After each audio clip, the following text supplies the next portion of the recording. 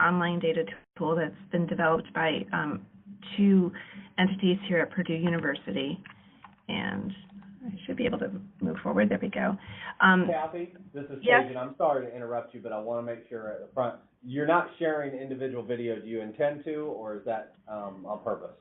So we can see your slide presentation, we just can't see you. No, it was just to actually share the screen. Yes, ma'am. Thank you. Okay.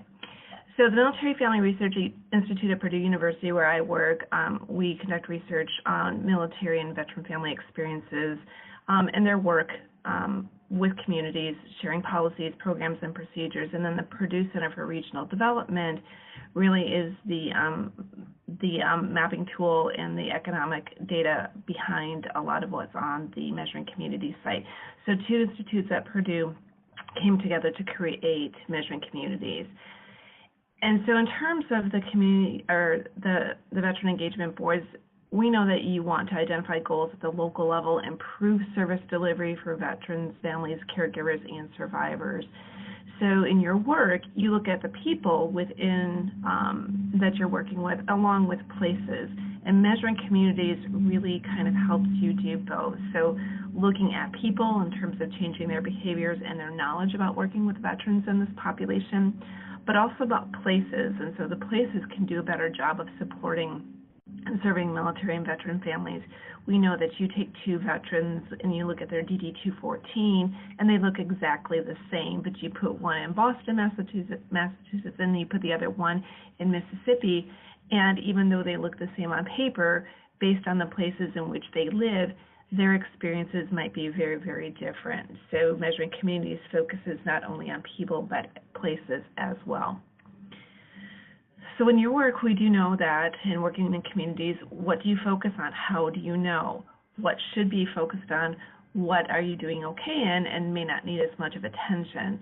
And to accurately understand the community characteristics that might shape, hinder, or facilitate your efforts. We know when we work with community members, we have very passionate people. They have a tendency sometimes to be passionate about one particular topic, and without information to help support what organizations are going to do, sometimes those passionate people may lead groups in directions that may not necessarily be the right way to go. So we know this is something difficult to do, but that's why Measuring Communities was developed. So when we look at service members and veterans and their families, we know that they're embedded within lots of different systems within the community, whether it's mental health, whether it's healthcare, whether it's education. We know that that service member and that family is embedded in all of these systems. So we know our CVEB members, they connect with other community stakeholders who are interested in serving veterans and families, and I caught a little bit on the NVI presentation where they talked about the stakeholders within your community and this need to collaborate, working with others, the collective impact to improve these outcomes for veterans where they live, where they work, and where they raise their family, And so needing the tools to kind of learn about this landscape and the evolving needs of veterans and families within these geographic areas. So Measuring Communities is one of these tools to help you connect, collaborate, and use the tool. So our website is Measuring Communities, Mapping Progress for Military and Veteran Families. And what it really is a tool for learning about the military and veteran relevant characteristics of geographic areas that you choose. We have data for all 3,142 counties in the United States, and it's sometimes Puerto Rico and the other territories.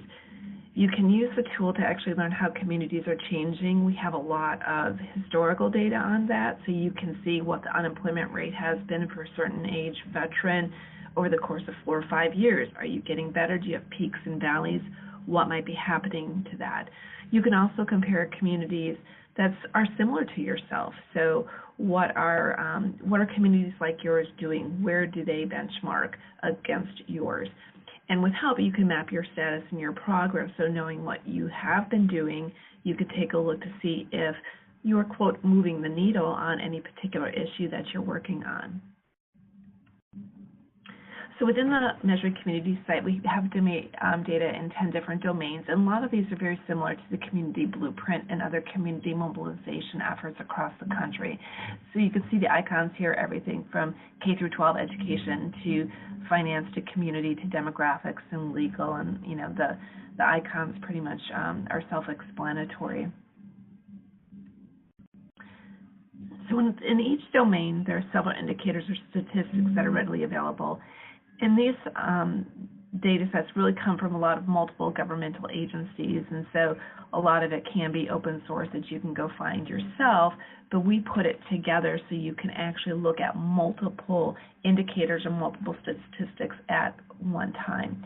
They include the most recent data currently available, but depending upon the data source and when it's published, it may be a year or so behind. So, for example, the VA just published their new population data this past month, but that was 2017 data. We don't have 2018 data. So it is the most currently available. Every time a data source gets published in terms of updated, we go in and within a month we actually update all of the indicators that are based on that data source. We do add indicators regularly depending upon what are the needs of the users and other things that might be of interest to those using the site. And they deal both with the veteran characteristics and the general community characteristics. So a lot of times you'll see information about veteran unemployment or veteran poverty, and you're given a number. So for example, maybe in an area the unemployment rate for veterans 18 to 34 is 17%, and oh my gosh, isn't that awful? Yes, that is. That's not a good number. But you also have to take a look at the civilian characteristics within that community to find out how the veterans really are in comparison to their civilian counterparts. So maybe in that community, the civilian unemployment rate for that same age group is 25%. So in that community, veterans are actually doing better than their civilian counterparts. Or on the other end of the spectrum, if the civilian unemployment rate for veterans 18 to 34 is 7% and the veteran rate is 17%, then yes, veteran unemployment rate for these very young veterans might be something that the community really wants to take a look at. So in a lot of our indicators, we have not only the veteran numbers, but there's civilian numbers as well, so you can make comparisons to really understand the context of where the veterans are as compared to their civilian counterparts.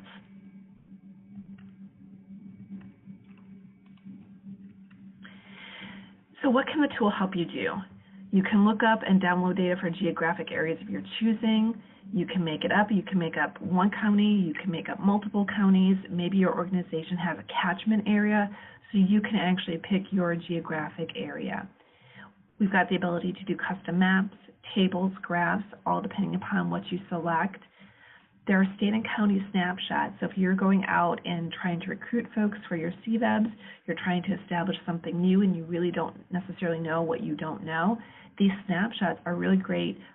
3 steps, click here, click here, click here, and you have a document that you can go ahead and share about the veteran characteristics within the state or within your county to people who may not necessarily have any idea of the veteran characteristics in your geographic area.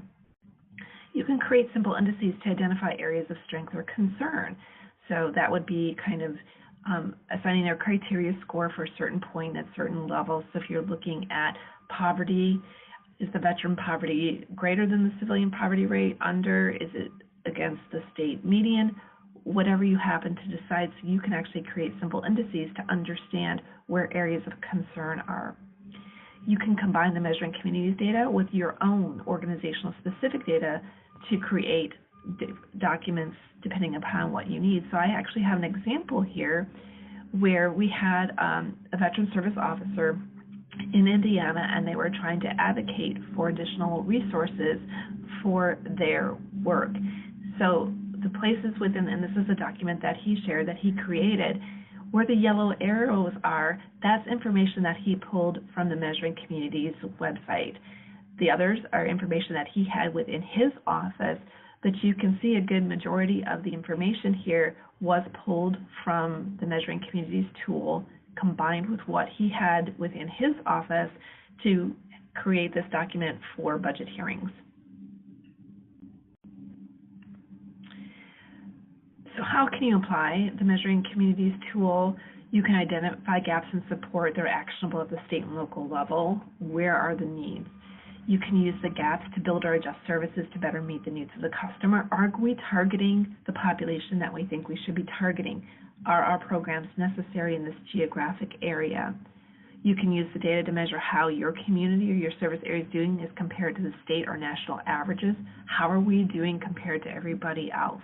Is this something we need to be paying attention to? You can use the civilian data to compare how veterans are doing relative to their civilian counterparts. So again, this is that how are the veterans doing as compared to comparable civilians, and this is an important piece. And you can also drill down further to get more detailed picture of any particular domain indicators such as veteran demographics and things like that. So there's a lot of applications within this tool of things that you can do. So when you actually log in, and the website is listed at the top here, up in the upper right-hand corner, you can actually see where you have a login. And I have on the right side of the slide here, this is the CVEB login. So you can actually log in. You already have an account. You don't have to fill in any of this information below. So NAMYVA17, that is your login. So you already have access to this tool.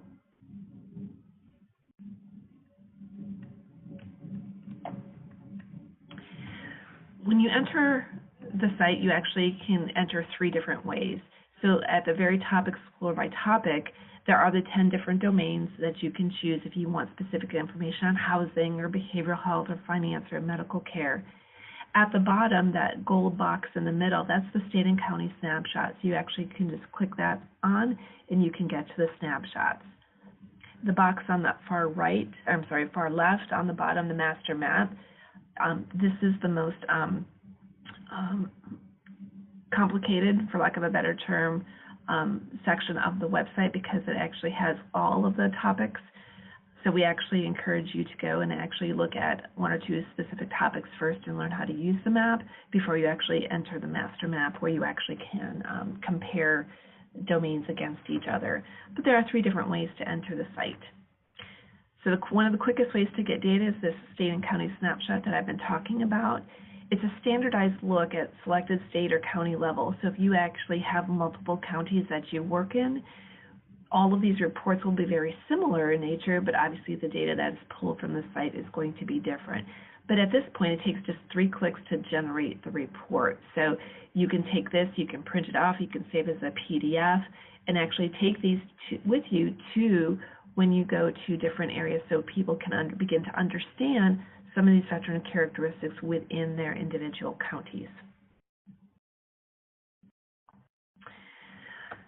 So we can take a look at one example just in terms of what kind of information you can get. And so one of the questions that we kind of get is, how does this disabled veteran population look like in my counties compared to neighboring counties? So I actually have, I believe this is actually Illinois, but you can use the medical domain to find the disability table. So we have veteran disability ratings. You can select your indicators and then select your state in the data fields, and then check the counties that you wish to view and the current year, and you can create a table. So this 1 through 6 is really step-by-step. Click here, select this, and then this is actually what you get when you update the table. Now, if it has a blank here, that means there's not enough information or there are no recorded folks within these disability ratings. A lot of times these are estimates, so with a margin of error, there may not actually be any within that particular disability rating. So you have a table. You can download the entire table, you can download selected fields, and you can begin to create your own customized spreadsheets, because it does download an Excel spreadsheet, and then you can begin to do calculations based on what is the state average, what is the ratio, lots of different things you can do with this data. You can also graph it and make your own, actually here you can actually combine with veteran population, and then you can create visuals. So I actually have that here. So you can take all the data from the spreadsheets and you actually can look at veteran disability ratings. So you see the counties here and the total number of veterans within that county. We've got Clay and Edwards and Richland and Wayne, but you can see with these red arrows, okay, these might be areas of concern in terms of it's a much higher percentage than all the other counties. But then here, within the green, and there's also one here in Richland, that we don't have veterans of this particular disability, so that may be something else that you can take a look at. But when you graph it visually like this, you pull the data, create your visuals, and that also can help you in terms of where you are, in this particular case, the veteran disability rating and how you compare to neighboring counties. So that's actually just one example of how you can use the data that's on measuring communities. So we do have an online report that provides kind of this national look at the state of military and veteran families. You can download the report. It is on the website. There is an enhanced report that you can take a look at that actually when you go into a page, there are hyperlinks here on these gold bars that actually bring up more information and more visuals. So we actually encourage you to go look at the enhanced report. So that's just a really very, very brief tour. And so I would go ahead and welcome your questions and comments.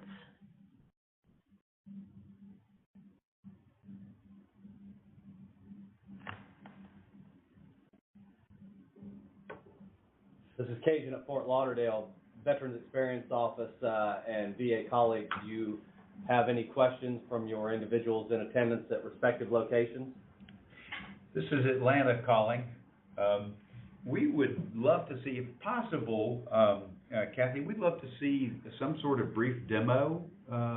Is that possible?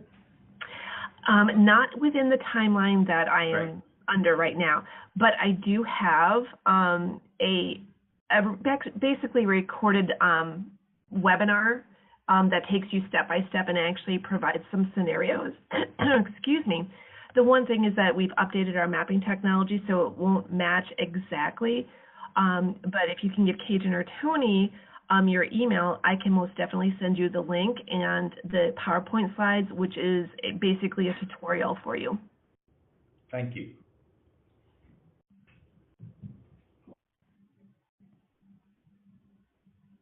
I just started playing with it maybe.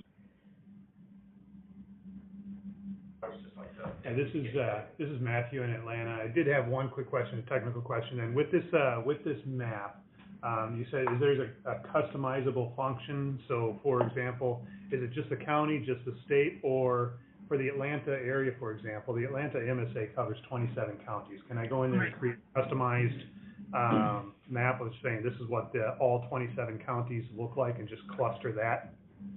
It can, depending upon which indicators you select. So indicators can be at state level, they can be at county level, and there is a charting tool within the map, and you can actually create boundaries and then pull up bar charts with those particular counties. So there is customizable map features on there. Okay, excellent. Thank you. I think I saw one comment about what is the cost that came through. There is no cost at this time for use of the site.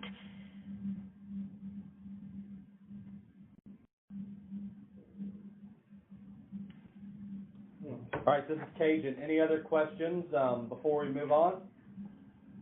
Thanks to the Boilermakers.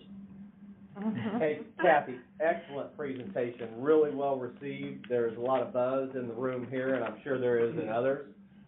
Regarding the information that you've delivered and the capabilities of some of this, the system and some of the information that you've been able to put together is going to really, I believe, assist these individuals in serving their communities better. So thank you very much for your time and for an excellent presentation to our Veterans Engagement Board's community leaders and partners around the United States and the Southeast. You're quite welcome. I've got multiple questions about providing the link. Cajun and Tony, I will just go ahead and send that to you right away so then you can disseminate it as needed. Sounds great, ma'am. Thank you very much. We are going to move on and talk about the Rapid Appeals Modernization Program. Mr. Pedro Rivera Batista, who is a Senior Executive Assistant at the Appeals Management Center in Washington, D.C., is going to provide you with some information regarding a program that the Veterans Benefits Administration has fielded to more rapidly deal with the growing appeals backlog of veterans claims. Mr. Rivera? Good morning. Can you hear me okay? Yes, sir. We're good to go. Thank you. Awesome. And are you guys able to see the presentation? We are, sir. Go ahead and turn it into a slideshow so that it covers the whole screen, and we should be ready to go. Thank you, sir. Thank you, everyone, for having me this morning. On behalf of our Deputy Director, Brianne Ogilvy, she got called into a preparation meeting the last minute at the department. As Cajun said, my name is Pedro Rivera. I work at the Appeals Management Office in Washington, D.C. And as most of you probably have heard, VBA started a new campaign to finally resolve the ongoing issues that we've been having for decades now with the appeals process in terms of claims for benefits. To give you a very quick understanding of how this happened, back in 2016, when VBA finally was able to get a hold and control the rapidly increasing numbers of VA claims, then as a result of processing more and more claims, then we started receiving more and more appeals. Veterans who disagreed with the decisions that they received from VBA. The appeals process is widely known that is so complex, so very hard to understand. It takes so long that it was easy to understand that needed to be revamped. In 2016, a lot of SMEs were called from the board of the Veterans Appeals and the Veterans Benefits Administration, and they got together to also with stakeholders, VSOs, and other partners to come up with what we thought, or we're hoping that it will be a solution to the appeals process long time issues. As we move along to slide number 2, you'll see how the appeals inventory has grown over the years. Hey, Pedro, this is Cajun. Sorry to interrupt. Can you please turn it into a slide presentation so that it will go full screen? Okay. How about now? Perfect. Thank you, sir. All righty. Sorry about that. So from 2001, when we had just under 100,000 pending appeals, as of FY17 had multiplied 350% to over 450,000 appeals. Needless to say, it was a no-brainer. We had to address this issue rapidly. Some of the more common issues that everyone agreed we were facing in terms of the appeals process was that it took too long. An appeal under the current process, or as we call it, the legacy process, could take anywhere between 3 to 7 years, and in some cases, even a decade. Additionally, everyone agrees that the process was really, really complex. Veterans were very confused about their rights, about their process, about the timelines, some of the deadlines that they had to submit evidence, et cetera, et cetera. So those two, the time that it took to process an appeal beginning to end, and the complexity of it, those two were the main reasons and the main factors that we tried to address with the new Appeals Modernization Act. This is a flow chart. I think it speaks for itself. It shows the current legacy appeals process. In here, if I could ask you to look at the top right-hand corner where you see the key or the legend. So it explains everywhere where you see a little circle, that's a point in the process where a veteran will receive what we call duty to assist. and for the most part, what this means is that a veteran will have a length of time to answer back to whatever communication he or she received. This could be a 30-day or 60-day lapse in the process to await for the veteran to respond. Also, the orange or peach color squares, we call those appeals churn.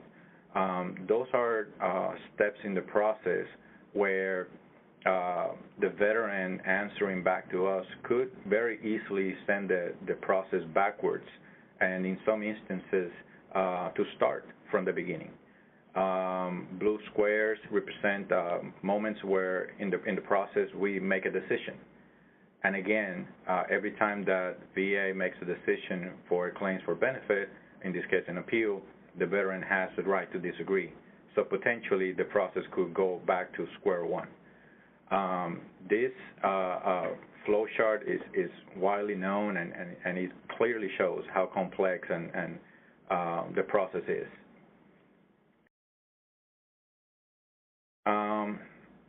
In August 23rd of 2017, the Veterans Appeals Improvement and Modernization Act was signed into law. What this did for us is that it finally gave us the front end of the priorities within VA to address this problem.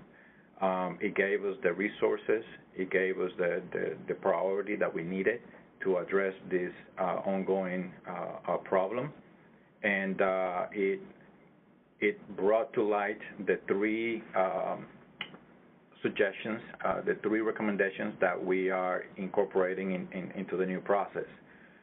We are incorporating what we call a higher level review at the VBA level, which means that the veteran chooses this lane in order to have a new review, cover to cover, from the beginning to the end, using the evidence that is on the record.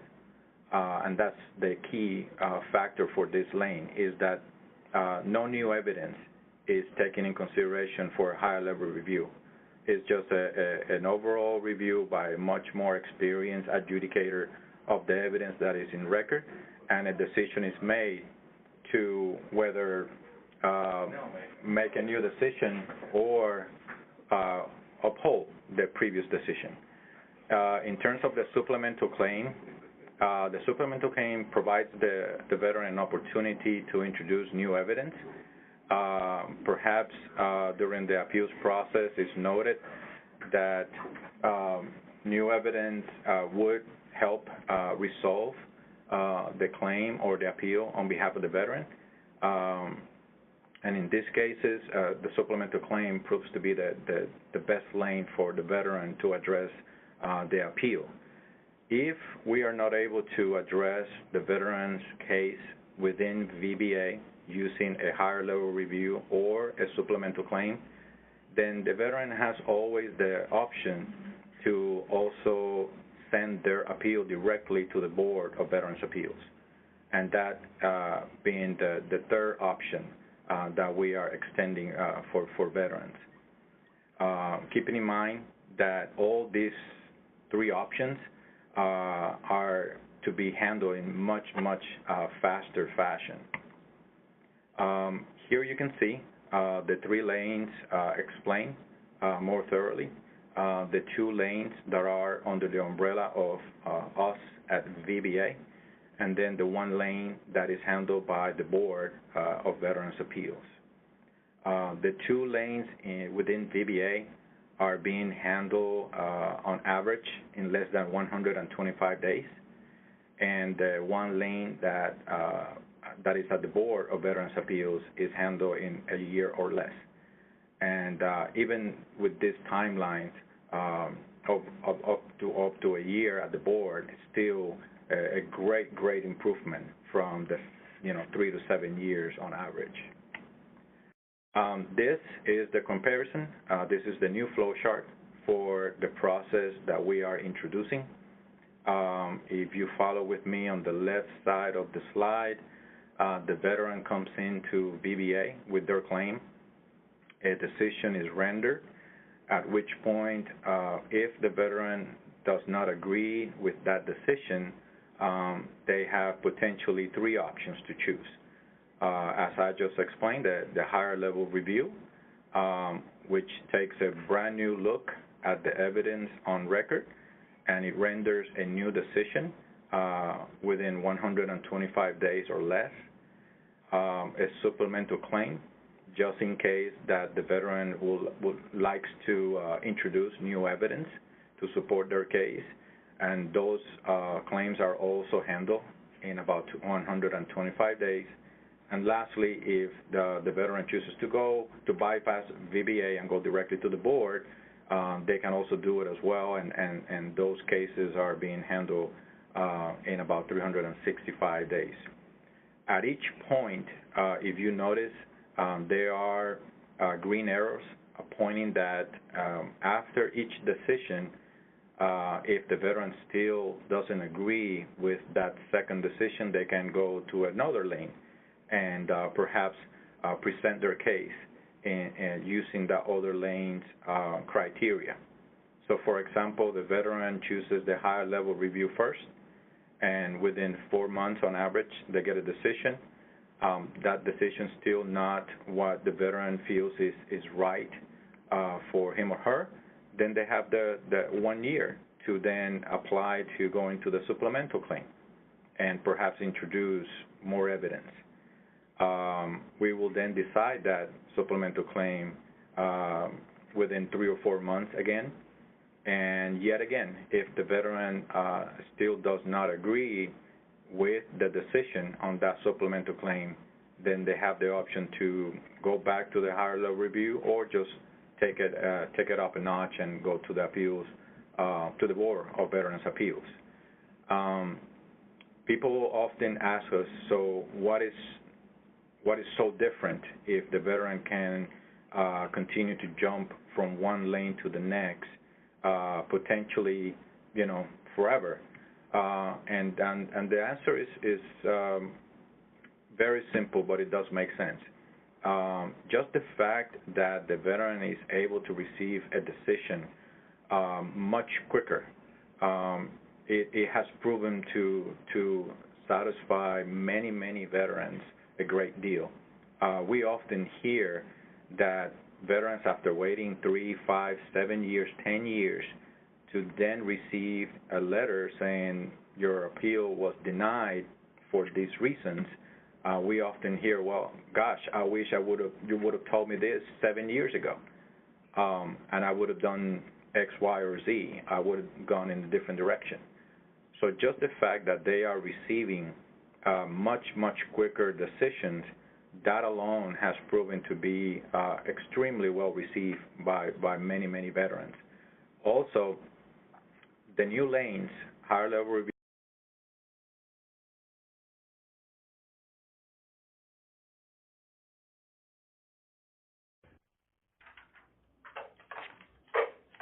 Pedro, this is Cajun. We seem to have lost audio.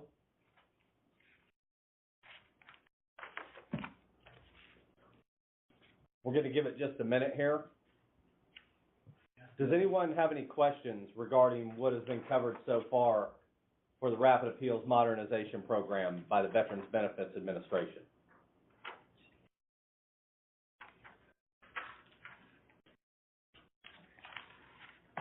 Except for the fact that it doesn't start until 2019. Yeah.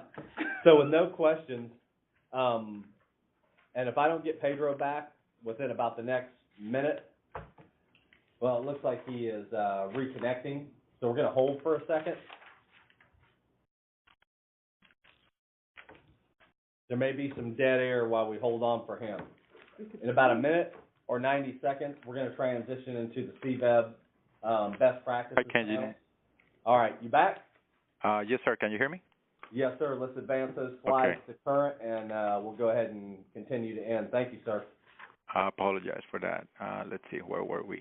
I believe we were on this slide explaining the new flow chart, which is significantly correct. Easier to look at than this one. So much faster decisions. with higher quality of experienced adjudicators looking at the evidence of record or the new evidence being introduced, and veterans have the choices to select which lane they want their appeal to be processed. And at any point, if they receive a decision on these new lanes, they have the right to apply to go to an alternate lane, ultimately going to the board and eventually, if they choose to, go to the Court of Appeals for a review of their case. The new process, these are some of the higher level benefits that we drafted based on our communications with veteran service organizations. Simply put, a much faster decision. Veteran receives a better notice that explains why the decision was made, and also what things they could do to either present their case in a different way or include additional evidence that will help them get the benefits that they feel they have earned. The Rapid Appeals Modernization Program. So what I just explained to you guys is the appeals modernization plan as a whole. As often happens either in the military or in the federal government, we try to test those plans before we roll them out. And as such, we created the Rapid or Appeals Modernization Program, the RAMP program, and it's a pilot test of those improvements that we are making to the process. We rolled out RAMP at specific stations, at specific states, and we've been monitoring the progress of those new changes into the appeals process. We've been collecting data, and we've been communicating with our VSO partners, getting their feedback. And along the way, since since November of last year, when we rolled out RAMP, we've been making tweaks and corrections to the process as we had initially drafted it. Right now, we feel very, very comfortable that the process, the new process as we have it designed, it looks really, really good in terms of helping a lot of veterans get through the appeals process much faster and with a better understanding. The RAMP opt-in election letter. Here on the screen, you can see a snapshot of an invitation. We identified there are almost 500,000 veterans with pending appeals within VBA, and we mailed them this letter, and we explain in this letter the benefits of this new process, and we invited them to voluntarily join us in the program. And right now, and I'll show you guys some data in a couple minutes, but we have received a significant amount of veterans opting into the program. And for the most part, I will say almost 60% of the veterans that have opted in, they have received favorable decisions, and it all starts with their election using this form. This form was designed with this barcode that you see on the top left-hand side. That barcode is allow us to route the election forms and filter them from the normal appeals applications that we received in VBA. This slide explains more in detail the RAMP supplemental and higher level review lanes. Again, we are testing out the plans that we have to improve the process. In order to keep track of all the veterans that opt into the different lanes, we assigned what we call an end product or an EP, is a way to keep track of how many options are in each category, supplemental claims versus higher level reviews. That will provide the necessary feedback that we will need in order that make sure that comes time to do a full implementation, that we have addressed all of those little kinks in the process early. Continue to next slide.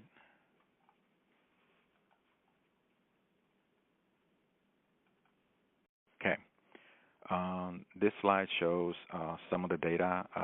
As I mentioned before, we identify some specific veterans with the oldest pending appeals, over 200,000 of them, and we mail them opt-in election letters. Of those, roughly about 30,000 replied, and from November, when we first started, to June, you can see the opt-in percentages at the bottom. I believe I have a question. Someone have a question regarding the ramp process or any of the information being presented? When will BVA start taking ramp cases? Oh, very good question. Yes. So, as I mentioned, the third lane being the board lane or the BVA lane, they had to make some significant changes to their technology in order to process appeals coming to them using the new characteristics of the process, and it will not be until October, this coming October, that they'll be able to start processing the elections to the board. Now, they already started receiving opt-in letters for the board, and what they did is they created a totally new and separate docket, if you will. It's like a waiting line. So all of those veterans that have opted in already and they chose to go directly to the board, those veterans have gone to the front of the line on that special docket, and then come October 1st, they will be ready to start processing those BVA board opt-in elections. I hope that answers that question. I think I have another one. Some community board members have 501c3 as a member or partner, which allows the 501c3 to receive and manage the funds. Yeah, Pedro, that's for another SME. All right. We do have a question, however, for VBA yes. from the. Any plans in the future to have a VBA representative stationed at each medical center for veterans accessibility? Oh, another great question, and I cannot tell you that will be addressed in the short term, but I do recall that in a meeting perhaps 3 weeks ago, 14 business improvement ideas were presented, and that particular idea was raised about placing representatives at VHA locations or NCA business offices, as well as other outside of VA stakeholders. And we understand that having board representation only in Washington, D.C. Represents a challenge, especially for our veterans and stakeholders out in the West Coast, because they're almost bound by the Eastern United States operating hours. So yes, they're looking into placing more board employees across the nation. They are also looking into technology and piggybacking on VHA and NCA partners and their video capabilities to be able to talk to veterans and address their hearings requests, for example, or potentially communicate with veterans more freely. All right, Pedro, this is Cajun. I sincerely appreciate you taking the time and delivering this in-depth information as well as statistics and utilization of the program at this